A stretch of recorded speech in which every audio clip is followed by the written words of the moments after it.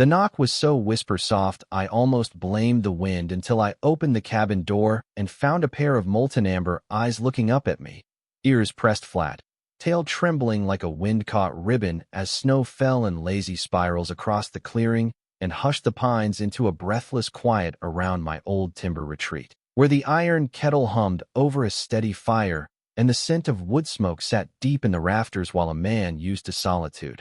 Rhett Maddox, ex-Marine, ex-mechanic, pretty much everything, leaned on the frame and let the cold bite his stubble rather than admit he was surprised to see a fox girl on his stoop, her coat in tatters, fur peeking at the wrists, black-tipped ears twitching with every gust, that great russet brush of a tail curled like a shield behind her as she swallowed and whispered please, voice shaking with cold, and something heavier that looked a lot like shame. And I told myself the quip forming on my tongue was just armor, while my hands remembered how to be gentle even when my mouth insisted on being careless. Long way from the winter carnival, little vixen, I drawled because banter kept the ghosts at bay, and because the alternative, sounding earnest, felt more dangerous, though the guilt pinched when she flinched and folded smaller, claws half hidden by ripped gloves while she tried to stand proud despite the quiver in her knees. And when she said she'd been hunting, and the blizzard cut her off from her people, and the clearing where she was supposed to meet them was empty when she finally found it. I watched her tail coil tighter until it looked like a rope binding her legs, and I recognized the expression of anyone who'd arrived 1 minute late to a door that never opened again. So I stepped back and let the heat spill out, told her I had stew and a chair and a sense of humor that could sand paint off a truck, and if she could live with the snoring, she was welcome to come in from the white. She moved like a lamp about to flicker out. Clutching the wool blanket, I tossed as if afraid it would vanish, the hearth painting her cheeks pink, while steam curled from the bowl. I slid across the table, and the smell of venison and herbs cut through whatever pride had kept her upright, so that the first spoonful unlocked a small, raw sound of relief she tried to swallow back. And I leaned a hip to the table and told her human food wasn't going to turn her into a pumpkin, then pretended not to. See how her ears colored at the tease because it was easier to jest than to admit the sight of her shivering in my chair had scraped something tender I usually kept under 3 layers of sarcasm and an old leather jacket. When her hands steadied and the feverish edge left her eyes, I asked if she had a name or if I should keep calling her Snowdrift, and after a heartbeat of calculation, she said Leora, like a spark, soft and bright, and I said Rhett, just Rhett, no tail, no glory. Just a man with a decent kettle and terrible jokes, and the corner of her mouth betrayed the hint of a smile she tried to smother as if laughter would cost her something precious. So I poured coffee as dawn ghosted gray at the window and we let a quiet truce settle where the crackle of the logs did most of the talking while her ears flicked at every creak like little weather vanes telling me where the wind in her chest wanted to blow. By midday she was pacing at the frosted panes, tail twitching with restless urgency, muttering that if she found a trail she could still catch her clan, and I kept my eyes on the rifle I was oiling while I pointed out that 3 feet of powder erases sins and footprints equally, and it wasn't an insult when her belly answered me louder than her pride, which gave me license to ladle seconds and call her kid, until her ears went flat and she informed me, very fiercely for someone wrapped in my blanket, that she was neither a child nor a house pet, just hungry, which I accepted with grave seriousness as I slid the crust across and said hunger makes honest company of us all, and maybe she could stay until the sky remembered another color besides steel. Days found their rhythm with the stubbornness of winter. I checked snares and split logs while Leora mended with needlework, so clean I swore she'd apprenticed under a master tailor, though she glared at me when I said it and sniffed the air in that involuntary way that made me grin and ask if she was scent-checking the firewood or me, at which point she turned a shade that matched her hair and claimed it was instinct, and I told her instincts were just truths we were too shy to phrase out loud. And she swore she didn't know what I meant even as her tail brushed my boot like a compass needle finding north whenever the wind rattled the eaves. So I stopped telling jokes long enough to drape my old coat over her shoulders when the night crawled icy through the chinks and pretended I didn't notice when she tugged it close and breathed easier. Domesticity tried to trip us the way a loose board does. The morning she attempted pancakes, I walked into a kitchen siege where smoke rolled from the skillet like a battlefield fog, and the char could have deflected small-caliber rounds, and I declared such crimes against breakfast were prosecutable, which made her bristle until she locked eyes with the fork that snapped a cake-like tile. After which the fight drained, and she muttered that she'd wanted to help because if she stayed she should earn her keep, and I fanned the smoke and said effort counts more than outcomes in a cabin where the nearest judge is a curious raven, promising we'd try together next time, one flip at a time, no fires allowed. And she said together like it was a word she hadn't been permitted to keep before. Hope kept sneaking in through the chinks. I caught her at the woodpile after dusk scanning the tree-line with those hunter eyes and asked if she heard something. And she said no, just wishing. Maybe they'd come back, voice tied around a truth too sharp to swallow.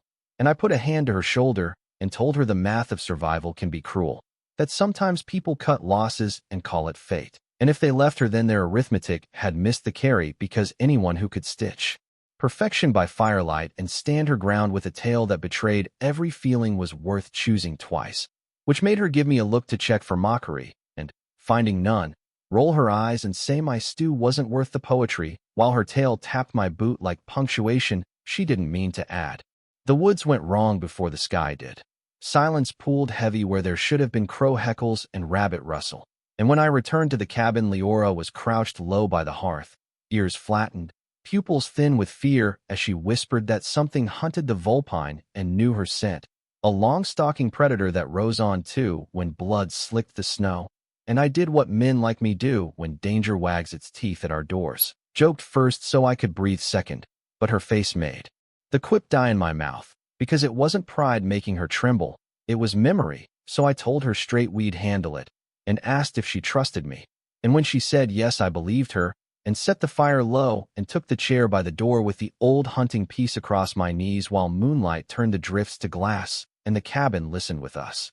When the shadow at the edge of the clearing resolved into a pale, sinewed shape gliding on four like a skinned nightmare, and lifting its skull to taste the air with a hiss, I felt that electric hum soldiers know before metal speaks.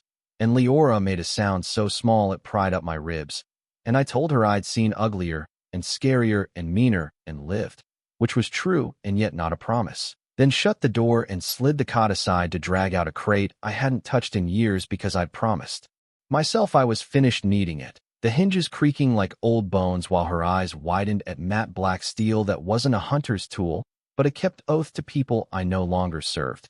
And I checked the chamber by feel, slid home a magazine, and pretended my hands didn't shake at the first graze of an old habit.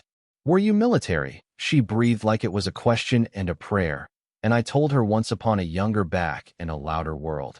Then braced by the window where snow glow turned my breath to ghosts, and when the predator slunk closer and raised its head, those pale eyes glassy as frozen lakes, I shouldered into the doorway and hollered that it had the wrong address, which bought a heartbeat before I squeezed the trigger and thunder cracked the cabin in half. The first shot tearing a red signature across its flank, and the second, timed as it lifted, ending the arithmetic with brutal clarity, bone and moonlight exploding together until it collapsed in a sprawl that skidded to my boots, the night going unnaturally quiet as the rifle's echo rolled down the valley and left only the pop of ice to mark the world still turning. I stood there longer than made sense because some part of me still expected the next wave and the shouted order and the roll call that comes after the smoke. But when I looked back, Leora wasn't staring at the corpse. She was staring at the weapon and the small emblem etched into the stock from a unit that never needed recruiting posters. And her voice said Deathworlder with the reverence and dread of a story told to keep children from wandering past firelight. And I laughed because humor is my last shield and told her I was just Rhett, just a guy in a cabin. And she shook her head and said her elders' tales called humans destroyers, and I said that was half of any truth, that we were forged hard because our cradle planet taught us the price of soft edges.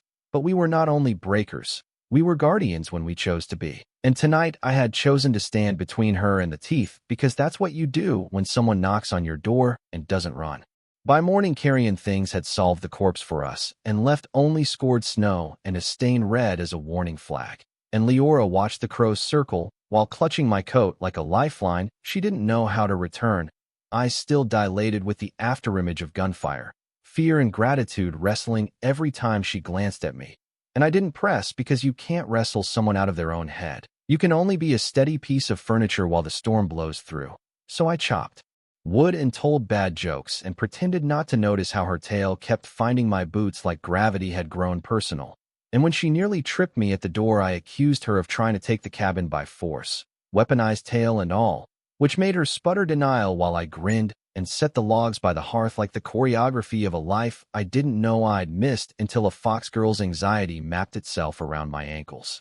Her quiet crept closer in the gentle days after, the kind that look like nothing from far away and feel like everything up close.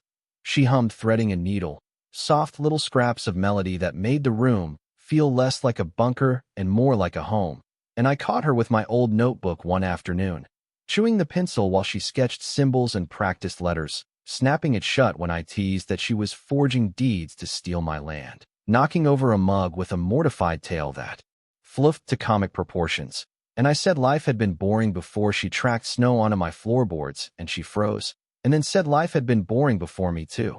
So I made no joke at all because sometimes you have to let a true thing sit unbothered long enough to breathe. On the third night after the kill, with the rifle field stripped on the table and my hands busy to keep from thinking in circles, she asked why I'd protected her when I owed her nothing, reminding me that her own people had cut her from the formation when the storm went white. And I said debts and oaths were different animals, that the world had teeth, and sometimes you simply put yourself between them and what they want because you can, and because the choice to guard is the thing that keeps men human. And she looked at me like I'd spoken a language older than her stories, then set her tail against my forearm in a touch so careful it might have been an apology, and I pretended not to notice even as warmth climbed my sleeve and settled in a part of my chest I usually kept under lock and rusted key. Weather softened at the edges as icicles thinned to glass threads, and the crows found their heckle again. But the inside of the cabin changed more than the trailing. Leora laughed easier, those shy, fast little breaths that escaped before she could throttle them. And when the wind tested the logs, she drifted closer, without quite admitting it. Tail coiling around my boots like an anchor, she swore was instinct every time I raised a brow. Though at last she admitted maybe instinct isn't a bad word, when it points you toward warmth instead of away from it. And on a blue still morning, she stood at the tree and confessed she didn't know if she wanted to find the clan that had left her. And I told her I had more firewood than friends and a spare cot and a tolerance for burnt pancakes, which earned me a look soft enough to make me clear my throat and pretend I'd said something ordinary. That evening the fire murmured low and the sky went violet beyond the windows, and she settled on the rug with needle and thread while I sipped coffee and tried not to think about the fact that I'd never minded being alone until the universe delivered a timid fox girl to my door and asked if I remembered how to be less alone. And when her tail stretched across the boards and draped over my boots without flinching when she caught me noticing, I leaned back and let the piece sit heavy in all the right places while telling her with mock gravity that I charged rent for tail real estate, to which she said in a voice barely above the pop of sap in the logs that maybe I'd already been claimed. And I laughed because that's what I do when the ground shifts under me, and said maybe I had, and neither of us tried to make the moment smaller by explaining it away. Dawn came clean and bright, the kind of morning where sunlight turned the snowfield to powdered gold and the cold chewed at your knuckles just to remind you it could. And Leora stood on the stoop with her ears pricked like pennants as she breathed a new day in slow, testing draws while I strapped on my boots and pretended not to notice her tail curling over my instep, as if the boards beneath us might tilt. And when I asked if she'd slept, she said enough to dream of rivers thawing and bread that didn't threaten honest knives, which made me swear we'd attempt pancakes again with a ceasefire pact and a fresh pan while she tapped a claw against the doorframe and said I was impossible. The words softened by an almost smile that felt like the first green shoot pushing up through crusted snow. We started simple because simple holds when everything else slips. So I taught her how to read my trapline marks, and she taught me how to read the wind, how scent nested in the hollows of drifts, and how deer chose the quietest shadows to bed down. And somewhere between lessons the quiet started wearing new clothes, less empty solitude, and more companionable hush, with little seams of laughter stitched through it, like the way she'd fold her ears when I exaggerated about the size of the hair I almost caught, or the way my voice automatically dropped when I asked if the cold nipped at her, only to find she'd tucked my old scarf around her neck and was pretending she'd always owned it while her tail betrayed a pleased little flick that she tried to smother into stillness. At noon, I set out flour and eggs as if we were negotiating a treaty, and Leora approached the skillet like a duelist accepting terms, and I kept my voice low and even. Flip when the bubbles show and trust your wrist more than your fear, and she breathed in, eyes steadying, while that fluffy menace of a tail writhed with concentration until the batter lifted in a clean arc and landed with a soft kiss. Perfect enough to make her startle and then straighten as if she'd always intended mastery on the second try, and I declared the militia of breakfast disbanded while she pretended to scold me for ridiculous metaphors even as she slid the first golden round onto my plate with a grave dignity that cracked into a grin the moment I bit and said, loudly for the rafters, that victory tasted like maple and redemption.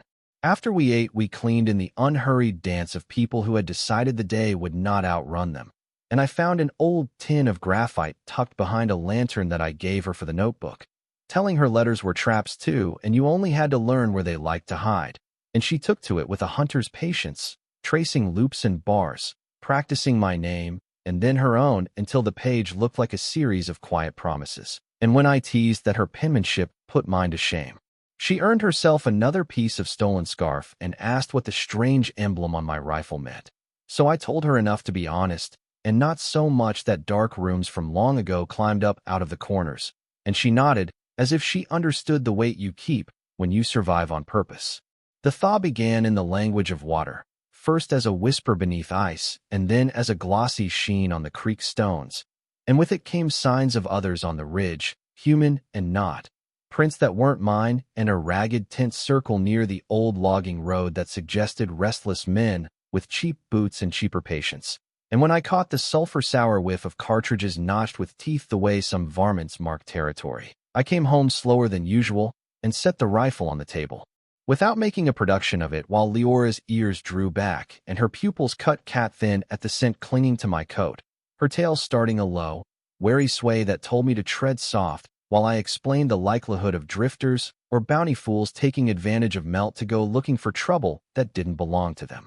We made changes the way you men to seem, quiet and careful, stowing the crate under a loose board instead of under the cot, moving the woodpile to block a line of sight from the clearing, leaving a kettle on even when we weren't brewing just to mask any shift in smells with steam and smoke. And I showed her how to step where I stepped when we ranged, heel to ball, so the crust didn't shout our progress. And in return, she showed me a vulpine trick of trailing a strip of rabbit fat on a long green switch behind us to lay a false scent the wind would exaggerate, which made me laugh at the cleverness of it until she asked if I thought my enemies were stupid, and I said only some of them, which earned me a bare-toothed smile that suggested her respect for predators, human and otherwise, was less romantic than practical.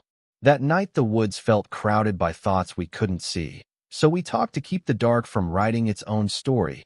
Little questions that stitched us closer without the drama of confessions. What food she missed besides bread, and whether I ever wanted a city again. How Foxkin measured time by the molt and the rut rather than by months chiseled on a calendar. How soldiers measured time by deployments you pretended were seasons until the transport brought you home, and when the fire settled into its low, steady breath, she edged close enough that her shoulder brushed my knee and the tail crept back across my boots with the possessed steadiness of ivy reaching for a wall, and I laid a palm on that thick plume once to see if she'd startle, and she stiffened, then exhaled, then let it be, which felt like a treaty signed without words.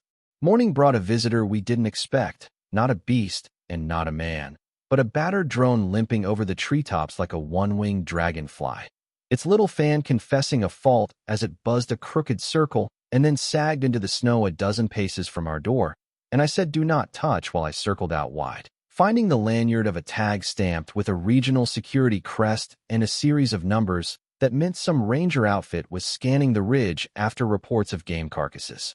Torn to paper, and when I cracked the access plate, I found a memory module rattling loose, likely why the thing had eaten half a tree and half its own instructions, and I killed the transmitter by force of habit before I even thought about it while Leora watched, head tilted, tail going still, as if she could hear the radio hush in the sudden quiet. I patched the drone because I am a fool for wounded machines, hands moving on automatic while Leora fetched the needle-nose pliers and a strip of copper wire like she'd always been my shop hand.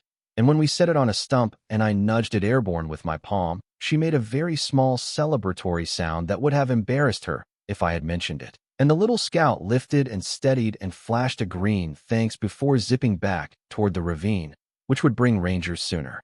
Then later to ask who had killed a pale nightmare and whether we'd noticed other signs. And I told Leora there might be uniforms, but likely decent ones, not the kind who mark bullets with their teeth.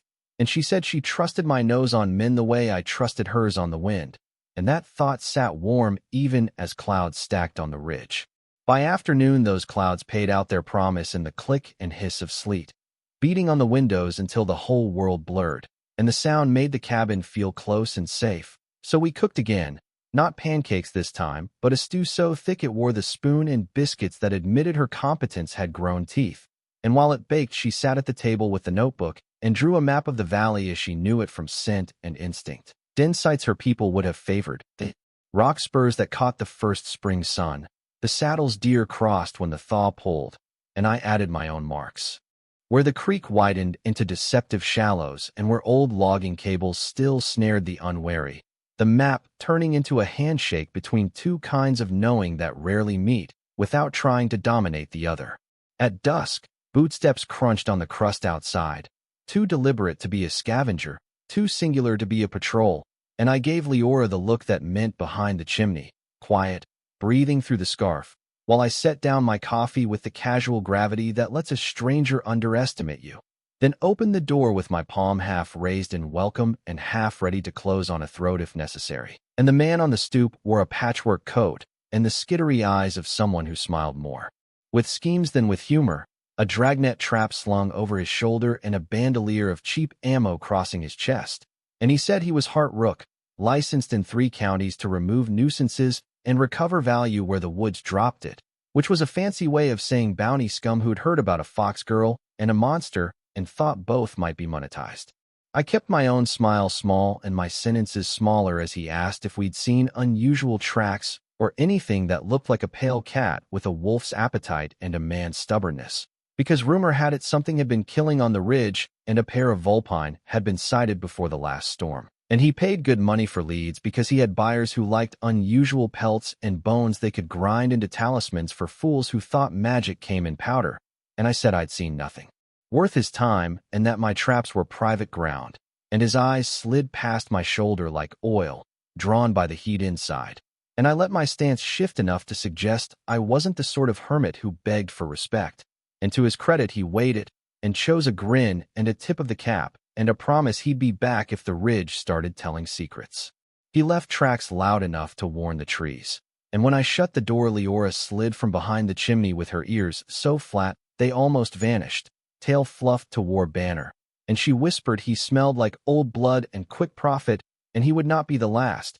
And I nodded because you don't argue with a nose that sharp, then moved the rifle crate again and showed her a slot beneath a floorboard I hadn't used in years. And we practiced a little drill neither of us said out loud. How she would vanish through the crawl space if I said the word gull. How I would talk and distract and step in such a way that the doorway belonged to me. And after we ran it twice, she put her palm to my chest and said not to get brave, only steady, which was both an order and an offering from a people who think bravery is the most common way foolishness introduces itself. Rangers came at noon the next day with respectful boots and an easy approach. 2 of them, a woman named Keely Ward with glacier eyes that warmed when she laughed, and a man called Reyes who knew how to look at your hands instead of your face. And they had the drone-eyed Mended riding happily on a glove like a tame hawk, and they asked polite, professional questions that never landed like accusations and thanked me for patching their scout and for not shooting at it like a bored teenager. And when they saw the crimson stain still faint in the drift by the spruce, they whistled low and said whoever dropped that thing had done the valley a service because 3 goat herds had lost stock and 1 family their sleep.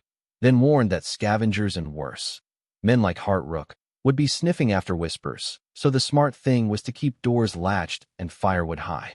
Leora watched from inside because prudence wears many faces, but when Keely asked if she could speak with my friend, I waited and gave the smallest nod. And Leora stepped into the doorway with her chin up and her tail composed like a formal garment, eyes measuring.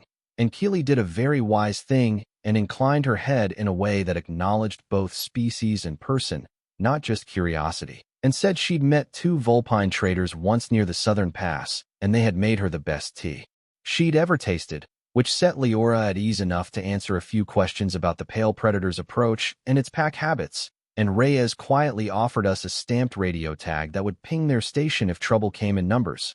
Nothing that could be tracked by bounty types, but enough for rangers to read as a flare, and I took it because you do not spit on good tools.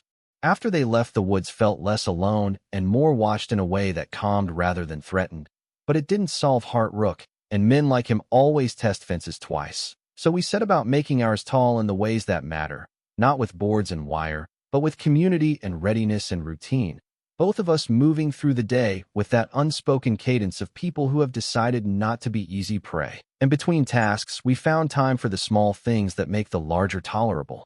Like replacing frayed cord with braided sinew Leora spun by the fire, or teaching her a card game no one plays fair, where she took to bluffing with disastrous honesty, because her tail ratted her every time. And I told her the only cure was practice, and she accused me of rigging the deck, which I did, badly, because seeing her realize it and accuse me with a grin had more value than any pot. Near sunset, the map we'd been drawing called to be used. So we walked to the ridge where the first spruce turns to scrub and the valley opens like a book, and the thaw was carving language into the hillside, rivulets knitting silver threads that would become a torrent by week's end. And Leora asked if the city I'd left felt anything like this amphitheater of wind and stone. And I said cities are loud in a different key and make you forget your own heartbeat if you aren't stubborn about listening. And she nodded and said clans can do that too when the run is on and the law of the pack is speed before mercy. And her voice clipped on that last word. So I asked if she wanted to send a sign to them the way a beacon glows on a cliff. And she shook her head because the ones who wanted to find her would smell the truth eventually, and the ones who didn't were no longer hers to run beside. We were on our way back when the creek sang a warning neither of us expected. A sharp change in pitch that meant ice giving way, and a low thudding roar that meant something heavy had jammed the culvert the last storm had scoured out. And we reached the bend to see a logjam grown fanged with broken limbs, water stacking behind it with an impatience that promised a sudden break and a hungry flood straight toward the cabin. And I said words that made Leora's ears twitch, and we started moving like. The emergency wanted an answer, me for the axe and the pry bar, her for a length of rope and a long pole, and we waded in to melt that bit bone while sleet needled our faces, working the leveraged timber like a puzzle we refused to lose, timing our heaves between surges while she called cadence in a low chant that steadied my feet and fixed my mind. The jam let go with a violence that felt personal, a belly-drop lurch, and then a powerful shudder as half the mast tore free and lunged downstream. And the two of us scrambled for the bank like otters who'd misread a current, laughing in that breathless way you do when you survive something that will become a story if you decide to keep it. And we stood there soaked and shaking as the backed water drained and the creek found its right, combed channel again. And I looked at her dripping hair and the way it clung to her jaw and said she'd earned her ranger tag twice over without needing a uniform. And she told me I looked like a drowned bear and should probably admit that she'd done the clever levering while I provided mass. And I bowed at the accuracy because dignity is cheaper than honesty, and I can afford it less than I once could. By the time we reached the cabin, the stove was starving for fuel, and the sleet had given up pretending to be anything other than raw. So we peeled off layers and hung them to steam, and I wrapped her hands in my old wool mitts, because wet cold is a thief even stubborn foxes shouldn't indulge, and she accepted the fussing with a long-suffering sigh that fooled neither of us. And the biscuits reheated with a patience that made the room smell like home, even while my shoulders ached deep where the pry bar had taught me I was not 20, and we ate with the soft clink of forks and the hiss of sleet for company. The kind of meal that writes muscle memory into a place until your body will find it years later, even if your mind tries not to. And when I set my mug down, she traced the rim with a claw and said she would like, if I agreed, to stay until the melt finished, and maybe beyond the green up too. I said the spare cot had never been meant as a waiting room, and that rent was payable in pancakes and map corrections, and the occasional rescue from logjams that believed themselves immortal. and she made a formal little vulpine bow that collapsed into a yawn so luxurious it set her ears at backwards angles. And I told her to take the cot, and that I'd keep first watch, because sleep quiets men who mean harm, but only for a while. And as she settled, her tail unfurled without ceremony over my boots. A weight and a promise that warmed ankles, and something older, and I leaned back and let the cabin talk itself back to calm. Thinking of Hart Rook's eyes, and Keely Ward's radio tag, and the smell of a flood learning humility, and of a shy foxwoman who had taught my rooms how to hold two people without either of us needing to pretend we were smaller to fit. Spring announced itself like a slow confession, not with trumpets but with the sound of thawing earth exhaling under the weight of the past season. And in that gentler air Leora's steps grew quieter, less haunted by the crunch of caution, while I found myself measuring time not by the sun's climb, but by the rhythm of her tail brushing my boots, or the way her laughter flickered when she forgot to be shy. And the cabin, once a retreat carved for silence, had learned new music, the scrape of quills. On paper, the simmer of broth shared between two mismatched survivors, and the unguarded sighs that came when neither of us was pretending the world outside could still hurt us in the same ways it used to. The forest became our classroom, teaching us about trust in its own quiet dialect. I showed her how to fell a tree so it landed where it was told instead of where it pleased, how to dress a wound with moss and patience, how to read the color of clouds for the temperament of the next day, while she taught me to listen beneath the noise, to the whisker-soft pulse of life threading under bark and the rustle of small creatures who feared our shadows but still lingered because even predators crave company when the cold retreats. And sometimes we'd sit under the old spruce by the creek, and she'd tell me how her clan marked trails with scent and stone, the way each pack carved its own dialect of belonging. And I'd listen with my eyes closed, trying not to imagine her voice fading back into that pack someday, without me beside it. The map we'd built together grew fat with details as if it wanted to be a third heartbeat in the room.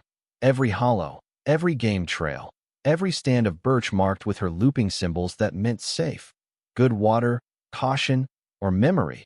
And one night, she asked why I marked a small cross far up the ridge, and I told her that was where I'd once thought about dying, back when the noise in my head was louder than the birds. And her ears twitched, and she said nothing for a long moment before she took my pencil and drew a tiny flame beside the cross, and said quietly, "Now it means fire kept." I didn't answer, because there are words that cheapen gratitude when spoken too soon, but I reached out and set my hand over hers until she looked up, and I said maybe we could rename the ridge someday after something worth keeping alive. That week, the thawed world started stirring in less welcome ways. Hart Rook's boot prints reappeared, older but deliberate, tracking near the western slope where the pale beast had fallen. And though he hadn't found our cabin yet, Leora's nose told me his stink rode the wind, sweet and metallic like greed disguised as survival. So we made ready without letting the fear grow teeth. I oiled the rifle in silence while she wove rope traps from willow bark and rabbit sinew, her claws deft, her face calm. And when I told her we might not need them, she said softly, "I hope so, but hope doesn't close doors." And that was that. She'd learned the same lesson I had long ago, that you can pray for peace while you sharpen the blade that protects it. The next night the forest went still again, not the soft quiet of snowfall but the thick, breath-held kind that means something with lungs is moving where it shouldn't. And when I looked through the slit between the shutters, moonlight painted 3 figures on the snow. Hart and 2 others, rifles slung careless.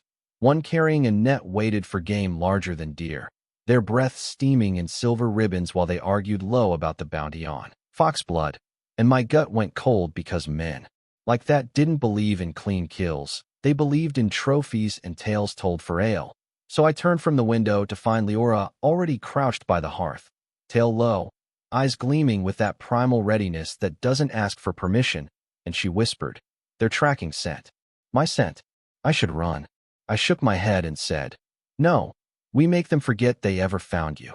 She hesitated, ears trembling, but didn't argue, and that was trust one hadn't earned but wouldn't waste. We moved with practiced economy. She smeared rabbit tallow on the far side tree trunks, circling wide to draw the scent deeper into the woods, while I took my position by the ridge path, the one that funneled the wind so every echo carried double. And when Hart's trio pushed into the clearing, I called out in the slow drawl of a man too confident for sense, telling them they were on private ground, and Hart laughed, the sound sharp and hollow, and said, "Just chasing a bit of fur went this way. Not yours, unless you're hiding something exotic." And I told him the only thing exotic here was my temper on a bad night. His men shifted, uneasy, and that was all the warning I needed. I fired a single round, not to kill, but to punch bark inches from his boot, splintering it into snow. "Next one," I said, voice steady. "Don't get the courtesy of missing." They left with curses that didn't hide their fear, the forest swallowing their retreat. But when I turned back to the cabin, I saw Leora perched at the tree-line, eyes wide with the kind of trembling relief that comes after you realize the wolf in your corner knows your scent by choice, not by chance. We didn't speak much that night. Silence was safer, more sacred somehow, and when she finally sat near the hearth, I saw her tail twitch once before curling in a lazy loop around my boot, a gesture that had stopped pretending it was instinct, and she said in a low voice, "You risked too much." And I told her the truth. That risk feels lighter when it's carried for someone else. And she stared into the fire long enough that I thought she hadn't heard, but then she murmured, "That's what my mother said the day she stayed behind for the pack." And I felt the world tilt, realizing she'd never spoken of family before. I didn't press. I just said, "Then she was brave." And Leora smiled without looking up and said, "She would have liked you. You would have annoyed her terribly, but she would have liked you." Days blurred into routine again, but the rhythm had shifted. She began leaving offerings on the ridge, small stacks of polished stones, bits of colored glass, tokens for the spirits her kind believed marked safe passage, and I found myself helping, even though I didn't believe in spirits so much as habits that kept you kind. And one evening, she brought me a necklace made from a length of braided sinew and a single silver thong she'd found in the snow, maybe from the pale beast, maybe not, and said, "It was a charm for steadfast hearts." So I hung it on the wall by the door where the rifle rested, telling her it would guard both ends of the same promise. And she looked pleased enough to let the tale betray her again, sweeping slow against my leg like punctuation on a chapter we hadn't written yet. Spring deepened, the snowline retreating into the higher gullies, and the forest began to sound alive again with frogs, dripping branches, and the echo of something that could almost be peace. The rangers sent one last message through the drone, brief, polite, saying the ridge was cleared, the threat neutralized, and our coordinates logged as safe. Safe. The word felt too simple for what it meant. I watched Leora trace it on the note with one claw, her expression caught somewhere between relief and fear of what comes after survival. And when she asked, "If the danger's gone, will you leave?" I laughed because it hadn't even occurred to me, and I said, "Leave where? My house has got better company than it's ever had." And she looked away but didn't hide the small smile that followed, soft and trembling as the first thawed bloom. That night we celebrated the kind of victory that doesn't need fanfare, just warmth, stew, and stories told too late by firelight. She asked about the stars, how they looked from the places I'd been when I wore the uniform. And I told her about skies that burned with city glow and others that went so black you could hear the constellations breathe. And she said her people believed the stars were the eyes of those who'd run too far to return home, still watching to make sure the ones left behind remembered their names. And I told her that if any of those eyes were hers, I hoped they approved of her finding this doorstep. She blushed, ears folding, but didn't deny it when I said she'd changed the air in this cabin, made it easier to breathe, and she whispered, "Then maybe I'll stay until breathing feels normal again."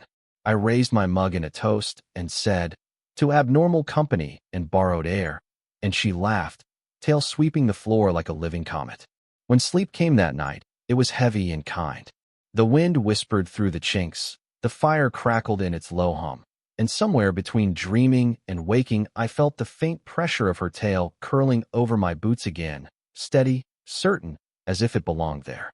Outside, the ridge was quiet for once. No predators, no men, no ghosts. Just the slow heartbeat of thawing earth and two mismatched souls learning, against all logic, that sometimes the universe doesn't send storms to break you. It sends them to make sure someone else finds your door. Summer found the ridge like a soft-footed trespasser, creeping in with wildflowers and long days that made even the shadows lazy. The cabin, once the color of frost and pine smoke, now smelled of green sap and sunlight baked into wood. I'd gotten used to the sound of two sets of footsteps instead of one, mine heavy and deliberate, hers light as breath over moss. And somewhere between mending snares and turning soil for a small garden patch, I stopped thinking of her as a guest waiting for the thaw to end. She was a fixture now, as much a part of the place as the creek or the kettle, and if I caught myself setting out 2 mugs without thinking, well, that was just good habit, wasn't it? Leora had changed, too. The cold that once clung to her bones had melted into curiosity. She moved through the woods like she'd been born for it, her tail a living metronome keeping rhythm with the breeze. The wary tension I'd first seen in her golden eyes had softened into something bright and alive. Sometimes I'd find her kneeling by the stream, watching minnows dart through the shallows, humming in a language that wasn't made for human mouths, half melody, half memory. And I'd stand behind her, pretending to check a snare, because there was something sacred about the sound, something you didn't interrupt. We worked as partners, though we never said it outright. She'd tan hides with deft claws while I built fences from fallen timber. She'd hum warnings when the wind carried unfamiliar scents, and I'd trust her word more than the rifle leaning by the door. One morning, while I was fixing the ridge vent, she came running with her ears flat and tail puffed, breathless with excitement instead of fear this time. "They're back," she said, eyes wide. "The deer, the herds returned." It took me a moment to realize she wasn't talking about her own kind. She meant the woods, the pulse of life rebalancing after winter's cruelty. I followed her to the clearing, and sure enough, a doe and her fawn moved through the grass like liquid sunlight. Leora's tail flicked softly behind her as she whispered, "The forest forgives faster than people. But peace, like spring, has a habit of testing its believers." It started with a shadow at dusk, one that didn't belong to tree or beast. I'd been chopping kindling when I felt it, that soldier's itch between the shoulder blades. Leora's ears twitched the same instant. She glanced toward the ridge, nose lifting. "He's back," she said, voice tight. "The one who smells like rust and gun oil." Heart rook. I swore under my breath and set the axe aside. The man had the persistence of a tick. No loyalty, no honor, just hunger for what wasn't his. I told Leora to stay low, to follow the creek path if things went loud. She glared at me, tail bristling. "I'm not running," she said. I almost smiled. "Didn't think you would."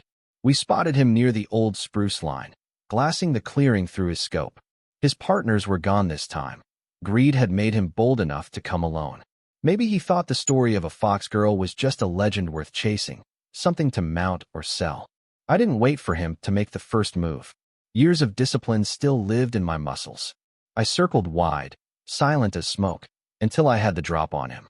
When he finally realized I was behind him, he spun, gun half raised, eyes wide. "Easy," I said, voice low. "You don't want to test how steady I am." He sneered, the kind of grin that belonged to men who thought cruelty was proof of courage. "You keeping that creature as a pet, Maddox? Heard tales of your new guest. Maybe I'll collect what you're too soft to use." Leora had followed against orders, light as her namesake. When Hart's words hit the air, I felt her presence before I saw her. Every hair on my neck bristling with the tension of the space between human restraint and animal instinct. She stepped from the brush, slow and silent, golden eyes fixed on him with a focus that made even me uneasy. "You should go," she said, voice flat as a blade's edge. Hart barked a laugh and raised the barrel. "Sweetheart, I don't take orders from," he never finished. Her tail whipped once, sharp as a crack of thunder, and in that heartbeat I stepped forward, wrenching the gun aside. The shot went wide, shattering a branch. I drove my shoulder into his chest, the impact knocking us both into the snowmelt. He scrambled, but I was faster. The rifle stock slammed against his jaw with a sickening crunch. Silence followed, just the sound of melting ice dripping into mud. When I looked back, Leora hadn't moved. Her chest rose and fell too fast, ears pinned tight. She stared at Hart, then at me, her expression unreadable.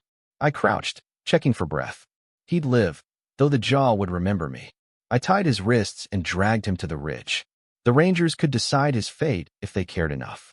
When I returned, Leora was still by the tree line, tail low. "You could have killed him," she whispered. I wiped the blood off my knuckles. "Didn't need to." Her eyes flicked up, searching my face for something I couldn't name. "That's why you scare me," she said softly. "You know how to kill, but you choose not to." That night was long and strange. We didn't speak much. I brewed tea that neither of us drank. The silence between us wasn't cold. It was heavy with all the things we hadn't said yet. When I finally turned in, Leora stayed by the fire. I woke in the gray before dawn to find her outside, sitting on the step, watching the sky lighten. Her tail curled loosely around her knees, her hair catching the first light like flame. I sat beside her, the wood creaking under our weight. "Thinking about leaving?" I asked. She didn't look at me. "Thinking about belonging," she said. "It's strange. My clan would see me as broken for staying here. But when I'm out there too long, it feels like I'm missing this." She gestured at the cabin, at the quiet smoke curling from the chimney, at me. "Maybe I'm both things now. Not just fox or not fox." I nodded slowly. Worlds big enough for both. The days that followed blurred again into work and warmth. We fixed the roof, planted beans along the south wall, and argued over whose turn it was to fetch water. Every night, she'd sit closer to the fire, and every night her tail crept just a little farther across the floor until it brushed my boot like punctuation at the end of a secret sentence. One evening, as fireflies blinked like falling stars, I asked, "You ever plan to go looking for them again? Your clan?" She hesitated, ears twitching. "If they wanted me, they'd have found me by now." She smiled faintly. "Besides, you burn pancakes less than I remember." I laughed, shaking my head. High praise. Weeks passed, and the forest bloomed full. The snowmelt had become a chorus of rushing water. One night, a storm rolled in, the kind that makes the earth hold its breath. Thunder cracked across the ridge, and lightning threw our shadows against the walls. Leora flinched at the first strike, instinct rising, tail puffed. Without thinking, I reached for her hand. Her claws grazed my palm before curling into my grip, trembling but steady. The storm raged outside, but inside we didn't move. When it finally eased, rain whispering on the roof, I realized she hadn't let go, and neither had I. Later, as the fire burned low, she whispered something in her language, soft syllables that rippled like running water. I asked what it meant. She smiled, sleepy, eyes half closed. "It means safe den. It means home." She rested her head against my shoulder, tail looping around us both. I stayed still for a long time, listening to the quiet heartbeat of the rain, and thought maybe that was the first time in years I'd believed the word. When morning came, the world outside gleamed clean and new. The deer grazed near the creek. The air smelled of wet earth and second chances. I stood at the door with my coffee, watching Leora kneel among the wildflowers, her ears catching the light, her laughter rising like a promise. Maybe someday she'd leave.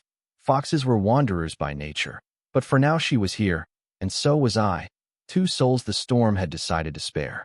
If anyone asked, I'd say she knocked on my door during the worst winter I'd ever seen and never quite left. But the truth was simpler. She'd found a place that matched the rhythm of her heart, and I'd found mine in its echo.